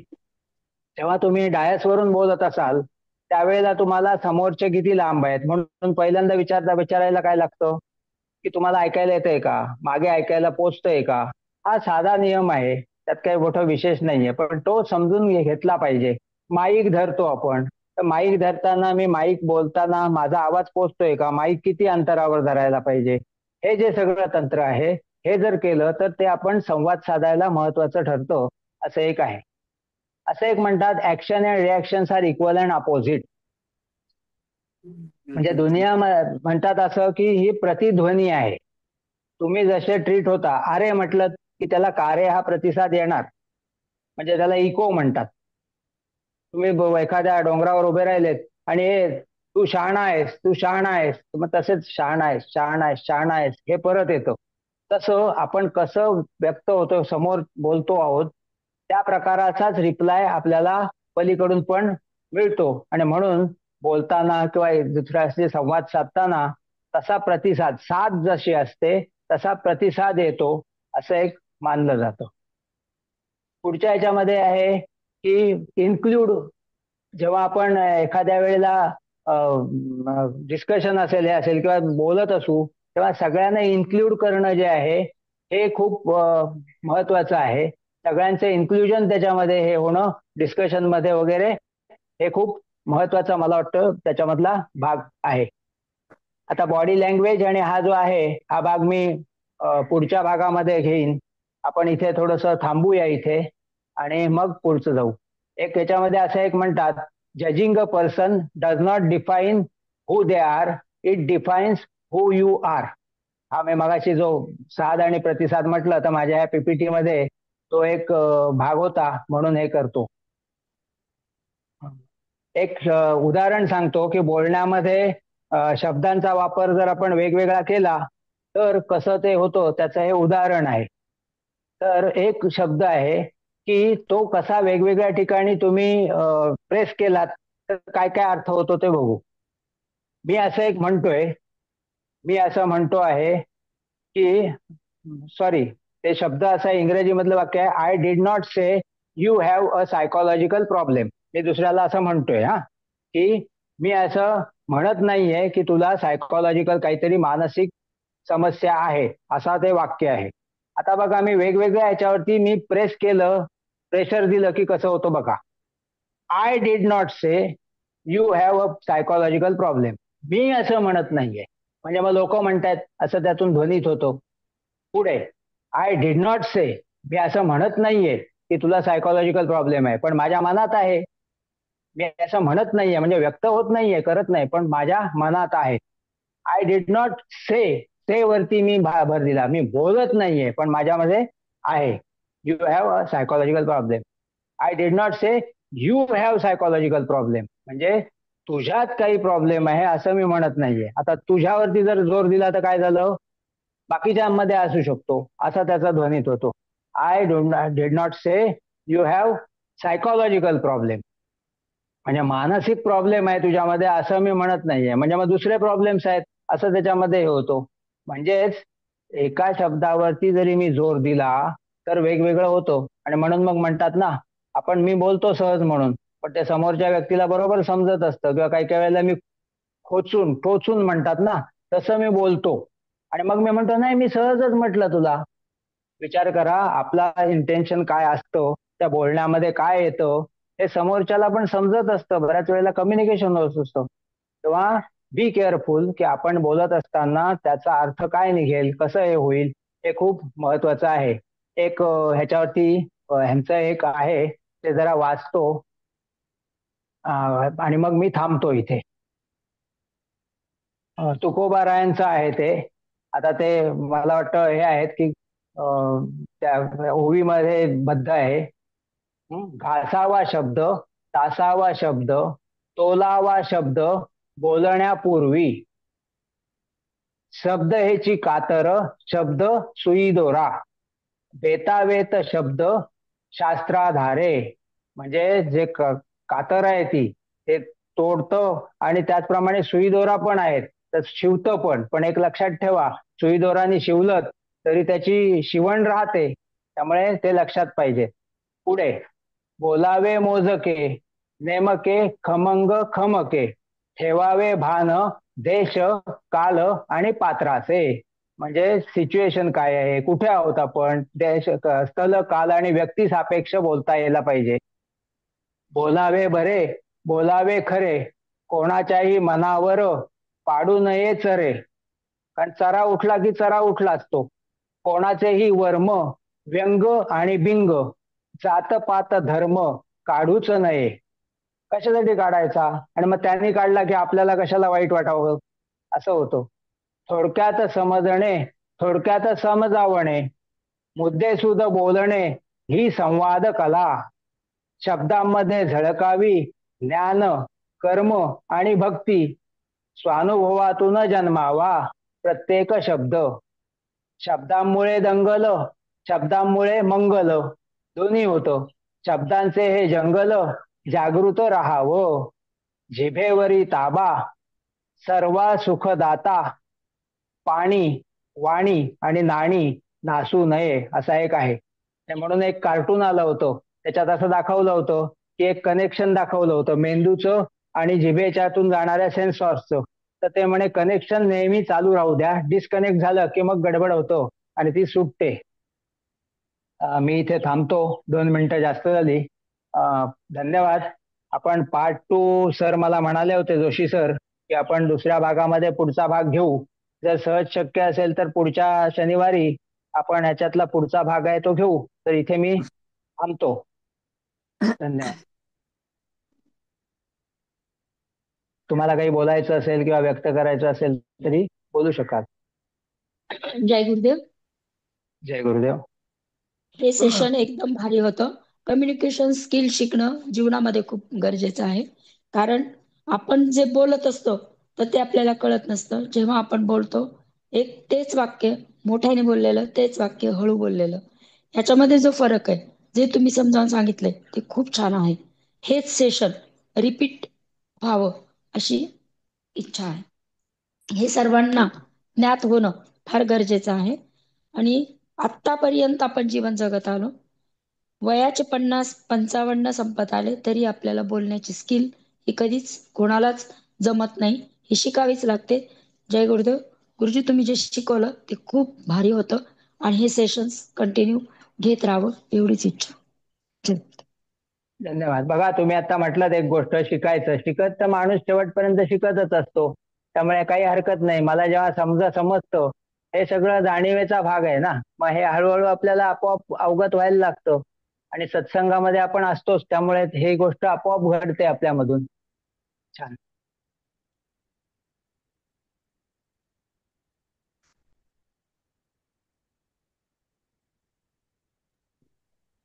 दिलीप जी काय आणि ते जे तुकाराम महाराजांचा जो अभंग तुम्ही सांगितला गुरुजी, तो हो जर हो, तुमच्याकडे असेल तर प्लीज ग्रुपवर सेंड करा. चालेल आणि ना, स्लाइड पण स्लाइड पण तुम्ही आणखीन समजावून सांगावं. बरंच काही येतं हो आणि बरंच काही सुटतं. जरा रिपिटेशन हो, केलं तर फरक पडेल. चालेल चालेल. हे आता थोडंसं मोबाईलचं व्हर्जन जे आहे, मोबाईलच्या याच्यामध्ये काही स्लाईड टाकलेल्या नाही आहेत मी. हा त्यामुळे ते काही हे आणि हे शेअर करायला काय होतं, मोठी फाईल असल्यामुळे व्हॉट्सअपवर वगैरे जात नाही. त्यामुळे हो. थोडा प्रश्न येतो तो. त्यामुळे ते हायलाइट करून जे आवश्यक आहे तेच जे हायलाइट करून टाकलं तरी चालेल. चालेल त्याच्यामधून फार सुंदर समुपदेशन होईल आणि खूप चालेल चांगले रिलेशन्स लोकांचे मेंटेन होतील. खूपच चालेल छान. चालेल. हे मी शेअर करेन तुमच्यामधल्या कोणाकडे, मी पाठवूनही देईन. तुम्हालाही तिथे कोणाला घ्यायचं असेल तरी, कारण हा खूप महत्वाचा भाग आहे ना. त्यामुळे लोकांमध्ये आणि स्वतःमध्ये दोन्हीमध्ये फरक फरक पडतात. मी पाठवीन ते. मी जोशी सरांशी हो बोलतो. हो नक्कीच. आणि आमच्या बीडला तर फार गरज आहे. सगळीकडेच आहे हो, तिथेच काय, सगळीकडे माणूस म्हटला की सगळीकडे तेच असतं. तुमचं काय आणि आमचं काय. येस. विषय आम्हाला बीडला जास्त गरज आहे. हो हो, तुला गरज आहे. खरंच झालं बरं का, सर्वांसाठी चांगलं झालं ते. सर्वांनाच गरज आहे त्याची. तर खूप सुंदर झालं सेशन आजचं, मला पण खूप आवडलं ते. तर सर्वात महत्वाचं मला एक सांगायचं होतं की सर्वांनी मागच्या वेळेस पण सांगितलं होतं, मागच्या शनिवारी. तर आपल्याकडे एएमसी आहे 5 दिवसाची. राजू कुकडे घेणार आहेत. तर 22, 23, 24, 25, 26 अशा पद्धतीने आहे. 26 तारीख मुद्दाम ठेवलेली आहे. त्या दिवशी शिवरात्री आहे. शिवरात्रीचा आपल्याकडे त्या दिवशी रात्रीचा पण प्रोग्राम असतो. त्यासाठी तुम्ही सर्वांनी आवर्जून यावं असं मला वाटतं. नाव नोंदणी करून घ्या. उदयजींकडे करा किंवा उषामानकडे करा. माझ्याकडे केलं तरी चालेल. बरोबर, अशा पद्धतीने असेल. जय जय गुरुदेव. गुरुदेव. जय जय गुरुदेव. मी एक बोलू इच्छित आहे की मी ब्रॉडकास्ट लिस्ट मध्ये आहे, तर मला प्लीज आपल्या ग्रुपमध्ये सहभागी करून घेणार का? हो लता हो वर्मा चालेल. बोलते मी पुण्याहून. चालेल. तुमचा नंबर उषामांना पाठवा किंवा मला पाठवा. तुम्हाला कोण कोण ते बोलतोय आपण? मी लता वर्मा बोलते. लता ओके. हो, नंबर मी मोबाईल तुमचा चॅट मध्ये टाकून द्या तुमचा. माझा नंबर सांगू का? आपला नंबर तुम्ही चॅट मध्ये टाकलाय. बर, नाही सांगा, ठीक. तोंडी सांगा, पटकन लिहून घेते. माझा नंबर आहे 9422 हा 960 हा 557. ठीक आहे, घेतलं. खूप खूप जय आभार, गुरुदेव. धन्यवाद. बरं, पुण्यासाठी किंवा त्याच्या जवळच्या सगळ्या पुण्याच्या एरियातल्या साधकांसाठी अजून एक सूचना आहे की हो. पुण्यामध्ये विनीतामा पण पुढील बॅच घेत आहेत नवी सांगवीमध्ये SSY ची. तर ती बॅच 18 जून ते 1 फेब्रुवारी या दरम्यान होणार आहे. त्याच्यासाठी तुम्ही मलाही संपर्क करू शकता आणि विनीता माननाही संपर्क करू शकता. नाव नोंदणी चालू आहे. दिलीप गुरुजी, हे आपली सांगितलं. फेब्रुवारीतली आहे का MC? हो, फेब्रुवारीमध्ये MC आहे. हा, ठीक. असाच एक नवीन उपक्रम खोपोली आश्रमामध्ये म्हणून 17, 18 आणि 19 असं हा ग्रुपवरती मी टाकीन फार तर. तिथे मंत्रचक्र साधना म्हणून एक वेगळ्या प्रकारचा हे आहे की चक्रांचा जो आपल्याला गुरुजींनी चक्रांची साधना सांगितलेलंच आहे की चक्रावरती आपला कॉन्शियस कसा डेव्हलप होतो, जाणीवेत बदल कसा होतो वगैरे, जे SDND आपण म्हणतो. तर ते जे आहे ते चक्रांशी संबंधित आहे. तर त्यांचं शुद्धीकरण किंवा त्याची चक्र कशी हे होतात, त्यांचे मंत्र कुठले आहेत किंवा ते इतर वेगळ्या प्रकारांनी बॅलन्सिंग कसं करायचं, असा एक शिबिराचा हे आहे. तर ते 17, 18, 19 असं खोपोली आश्रमामध्ये असणार आहे. तर कोणाला जर इंटरेस्ट असेल तर ते येऊ शकतात. खूप छान अं, जय उपक्रम गुरुदेव आहे. विजयानंदजी, माझा आवाज येतो? हो हो हो हो, येतो. येतोय. मला एक सहज विचारायचं आहे की आता गेली 10-12 वर्ष आपण पाहतोय की एक विरोध पक्षामधलं चुकीचं मार्गदर्शन, चुकीचं प्रवचन देऊन मोहब्बत की दुकान करून नफरत कीच सगळं चाललंय. हा एक वर्ण तो एक एक राजकीय नेता म्हणून आपल्याकडे चुकीचं कम्युनिकेशन करतोय. आपल्या अनुभवात आपल्याला समोरच्या भागात असं कोणतरी ताठर भूमिका असलेले आणि अगदी रिजिड असलेले, आपलं काही ऐकून न घेणारे, यांना आपण मग हाऊ टू कन्वर्ट देम, यांच्याशी कम्युनिकेट करायचं तर कसं करायचं, हा एक मोठा यक्ष प्रश्न आहे. हे मी विचारतो. गुरुजींनी याचं उत्तर दिलेलं आहे. गुरुजींनी दिलेलं आहे याचं उत्तर. नाही बघा, नाही, ते ते मला जरा एनलाइटमेंट क्वेश्चन सांगतो हा ना. एनलाइटमेंट क्वेश्चनरी मध्ये म्हणतात की एखाद्याचा स्वभाव, आता गुरुजी जे जे ज्ञानोदय प्रश्नावली म्हणून आपल्या SSY क्लासमध्ये असते, हा हा, तो बॉडी क्लासच्या आधी आपण घेतो, त्याच्यामध्ये त्याचं उत्तर आहे. एखाद्याचा स्वभाव असा आहे की तो भांडकुदळ आहे आणि मग आपण त्याच्या नादाला लागतो आणि आपलंही BP वाढवतो आणि हे करतो. मग गुरुजी म्हणाले त्याच्यावरती दुसरा उपाय काय आहे की सरळ शांत राहणं, हाच त्याच्यावरती उपाय आहे. कारण तुम्ही तुम्ही बोलण्यामुळे किंवा तुम्ही हे केल्यामुळे त्याच्यामध्ये जर बदल होणार नसेल, उगाच दगडावर डोकं आपटण्यामध्ये काही अर्थ आहे का, सांगा मला.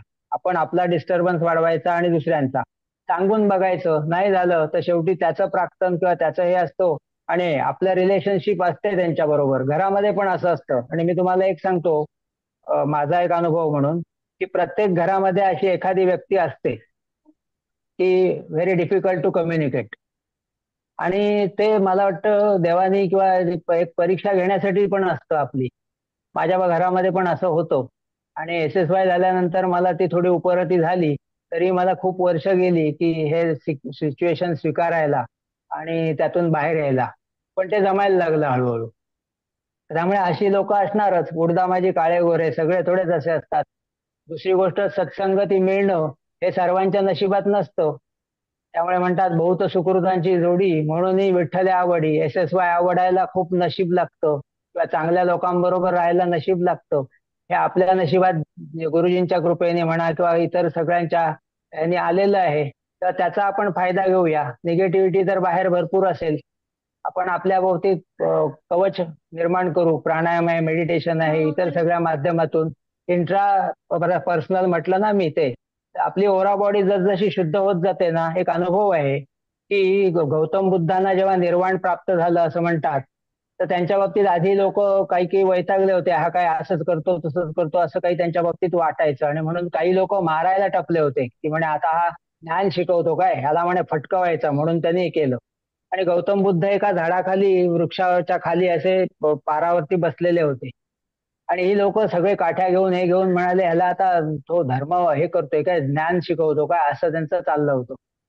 पण जसजसं त्यांच्या जवळ यायला लागले तसतसं असं म्हणतात बदल घडायला लागला, आणि त्यांच्यामधली ती हिंसक वृत्ती होती ती आपोआप कमी झाली, आणि आपोआप हळूहळू हळूहळू ते शांत झाले. आणि तिथे आल्यानंतर त्यांनी त्यांना नमस्कार केला. हे काही गौतम बुद्धांनी मुद्दाम काही सांगितलं नाही, तर त्यांच्यातून ते ट्रान्समिट झालं. बघा, गुरुजींच्या सोबत जे राहिलेले आहेत किंवा जे अशा आपल्या अवतीभोवती पण अशी लोक आहेत की जी पॉझिटिव्ह एनर्जी देतात आपल्याला, त्यांच्याबरोबर जर राहिलं तर आपली ही ओरा बॉडी, ते जसं मॅग्नेटिझम येतं तसं ते मॅग्नेटिझम आपल्यातही डेव्हलप होतो. आणि तुम्हाला सांगतो, अशी व्यक्ती जी हँडल करायला पण कठीण आहे, अशा व्यक्ती सुद्धा तुमच्या बरोबर चांगल्या वागायला लागतात. काही काळ जाऊ शकतो, आणि नाही झालं तर आपण दुसऱ्यांसाठी कामच करत नाही मुळामध्ये. तेव्हा माझ्याकडून मी मला जे आपण वाटलं ते शेअर स्वतःसाठी केलं. करतो. हा, ते एकदम वेगळ्या बरोबर गुरुजी, ह्याच्यातूनच. आपण स्वतःसाठी करतोय. हा, त्यामुळे स्वतः बाबतीत जर आपण आपल्याला एक शिल्ड कवच निर्माण केलं तर ह्या गोष्टींपासून आपला त्रास वाचवू शकतो. छान, एकदम अगदी छान उदाहरण दिलं. आणि आता मला आता परत खूपच गुरुजींचं एक आठवण झालं की देर इज अ खूपच नो छान. Problem which you cannot handle it. Yes. If you cannot handle it, it is no more your problem, असं म्हणून सोडून द्यायचं. जय गुरुदेव. नाही, हे जय तुम्ही गुरु. म्हणाले हे मला आता पुन्हा सांगावं असं वाटलं. गुरुजींची एव्हरीथिंग इज ओके हा, ही या या बाबतीमध्ये हा ऐकण्यासारखी आहे खरोखर. गिरीश नाही, जोशी छान. का, छान हो, छान. यस, छान. मला बरं वाटलं. फार फार डीप एक्सप्लेनेशन दिलं, बरं वाटलं मला. Thank you, thank you. Yes yes.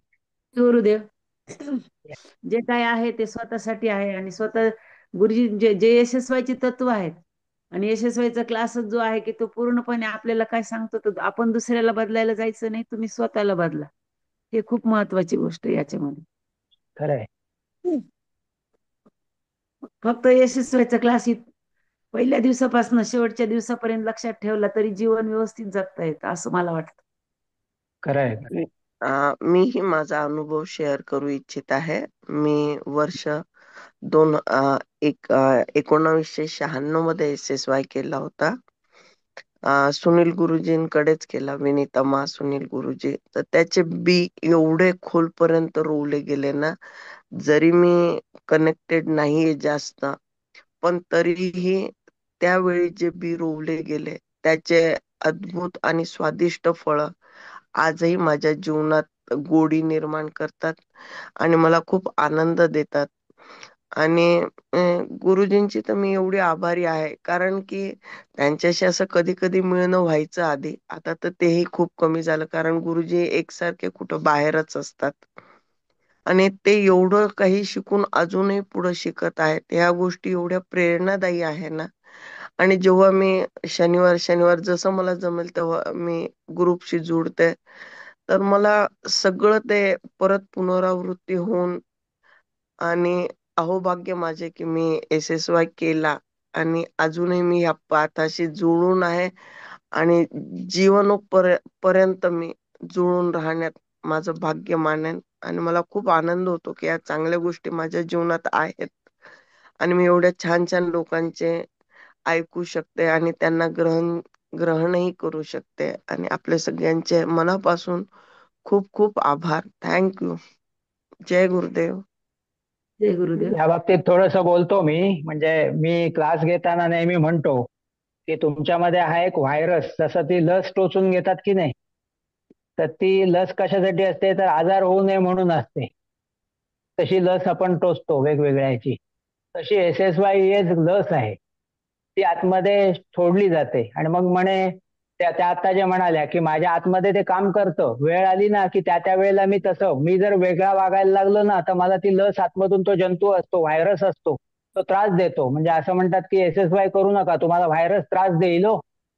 हा, म्हणजे कसला चांगला. तुम्ही जर विचित्र वागायला लागलेत, इरिस्पॉन्सिबल व्हायला लागलेत, इतर काही प्रकारे करायला लागलेत, लोकांना लुटायला लागलेत, तर तो व्हायरस त्रास द्यायला लागतो. तर ते असं आतमध्ये आपल्या एक हे सोडून दिलेलं आहे की तुम्ही म्हणतात ना, प्राणायाम करो न करो, तो मेडिटेशन करतो नाही करतो, पण तो बेजबाबदार वागणार नाही एवढं नक्की. कारण का तर आतमध्ये ते जे त्या आता जे सांगत होते अनुभव, तो आतमध्ये ते आहे पेरलेलं आणि ते कधीही नष्ट होत नाही. हे गुरुजींची मोठी काय म्हणतात आशीर्वाद म्हणा, आपल्यावरती ब्लेसिंग्ज आहेत. देणगी. आणि खरंच ते एकदम आपल्या बरोबर. रक्ताच्या म्हणजे कणाकणात. विजयानंदजी गुरुजी एकदम बरोबर. जसं की आपण लस गेल्यानंतर अँटीबॉडीज बॉडीमध्ये जातात आणि येणारे जे बॅड बॅक्टेरिया शिरकाव करतात, तसंच SSY मधून जे अँटीबॉडीज तयार झालेली ती येणाऱ्या बॅड विचाराला बरोबर रिफ्लेक्ट करतात. आणि येस, मी पण 1997-96 लाच SSY केले. मी उषाताई शेकडे, दादा आणि मनीष गुरुजी, कुसकर गुरुजी यांच्या सोबत SSY केले आणि ते अँटीबॉडीज माझ्याकडे तयार म्हणजे रेडी आहे आणि ती वयाच्या 100 पर्यंत राहणार आहे. छान. म्हणजे प्रत्येक आपल्या रक्ताच्या कणाकणात ते सगळं भिनलंय एकदम. रोम सुनील रोम से वो गुरुजी, SSY जगाते रहता है. कारण इंग्रजी माध्यम गुरुजींचे प्रत्येक लेक्चर इंग्रजीमध्ये असायचं, प्रत्येक कॅसेट इंग्रजीमध्ये होत्या आणि सामान्य लोकांना कळत नव्हते. पण सुनील गुरुजींचे खूप उपकार आहेत. त्यांनी अतिशय सोप्या आणि सहज भाषेत ज्या ज्या कॅसेट तयार केल्या त्या अगदी म्हणजे ज्याला काही लिहिता वाचता येत नाही, काही कळत नाही, त्या छोट्या मुलापासनं ते म्हणजे वृद्ध व्यक्तीपर्यंत सर्वांना ते कळतं आणि ते भिनतं त्याच्या अंगामध्ये. ते 15 दिवसात काय बदल होतो ते ज्यांनी केलं, ज्यांनी सोबत राहिले त्यांनाच ते कळते. सुनील गुरुजी म्हणजे तर माझ्या आयुष्यात उतरलेले एकदम मोठे देवदूत आहेत, की त्यांनी ईश्वराची एवढी सकारात्मक ऊर्जा आमच्यामध्ये भरली आहे ना, की माझ्याकडे शब्दही कमी पडतात, की मी त्यांचे आभार कोणत्या प्रकारे मानू. तरी मला जसं जसं होईल, म्हणजे मी जस्ट ते अनुभव केला आणि ताबडतोब मी माझ्या बहिणीलाही ते SSY करायला लावलं. कारण मी तिचा रौद्र रूप पाहिला होता. तर मी म्हणलं नाही, जशी मला आवश्यकता आहे तशी तिलाही खूप आवश्यकता आहे. आणि त्याचे खूप चांगले परिणाम मला भेटलेत. आणि खरंच मी खूप आभारी आहे. खूप खूप खूप शब्द कमी पडतात मला. पण जीवनात मी तर सांगाल आवर्जून प्रत्येक व्यक्तीने SSY केलाच पाहिजे. सुनील गुरुजी म्हणजे प्रत्यक्ष गुरुजीच आहेत. नक्की. यातली गुरुजीचं दुसरी बाजू यातली पण दुसरी बाजू एक सांगतो. शिक्षक असतो तो आपल्या जीवापासून अगदी आतमधून सगळं देत असतो.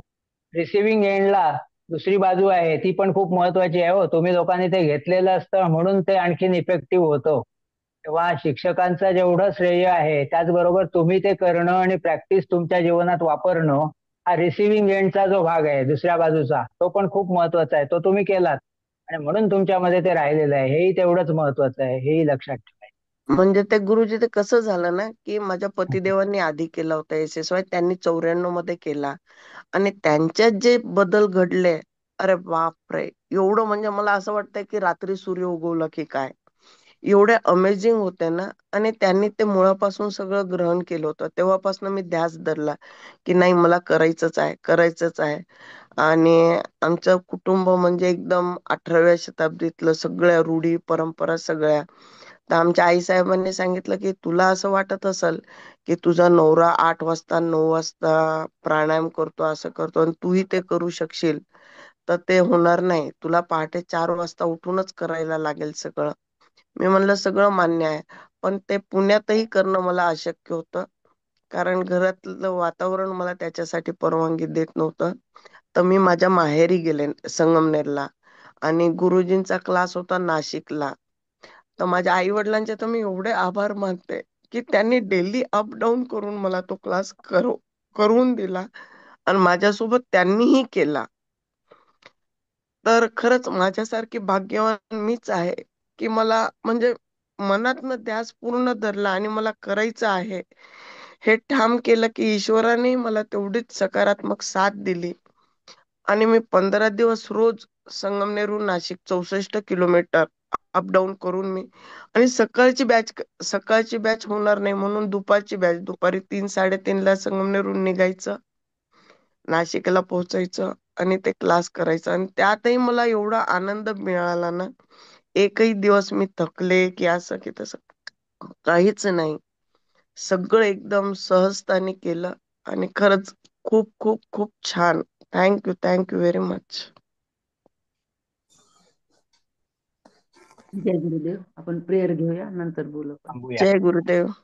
जय गुरु. ओम ओम ओम ओम. असतो मा सद्गमय, तमसो मा ज्योतिर्गमय, मृत्योर्मा मृतं गमय. ओम ओम श्री विश्वेश्वराय नमः. ओम श्री विश्वेश्वराय नमः. नमः. ओम श्री ऋषि प्रभाकराय नमः. ओम श्री ऋषि प्रभाकराय नमः. ओम श्री ऋषि प्रभाकराय नमः. जय गुरुदेव.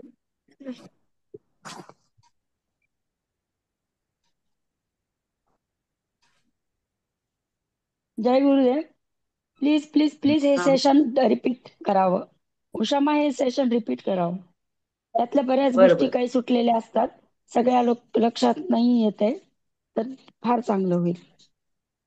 ज्यांना वेळ असेल तेव्हा ते घेतील पुन्हा. म्हणजे कधी पण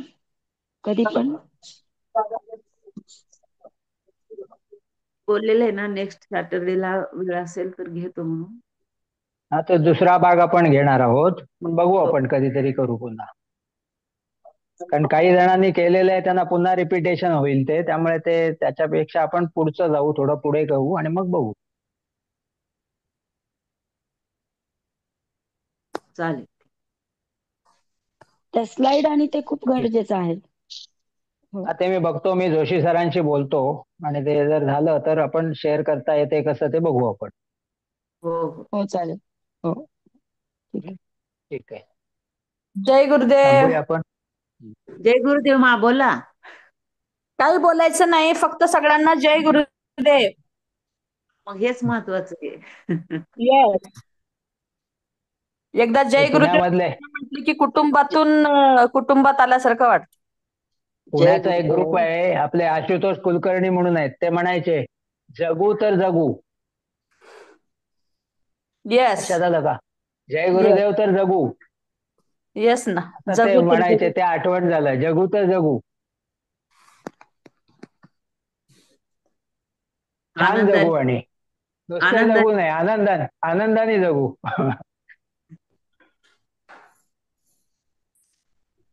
ओके, ठीक. छान. थांबूया आपण. ठीक आहे. हो. ओके.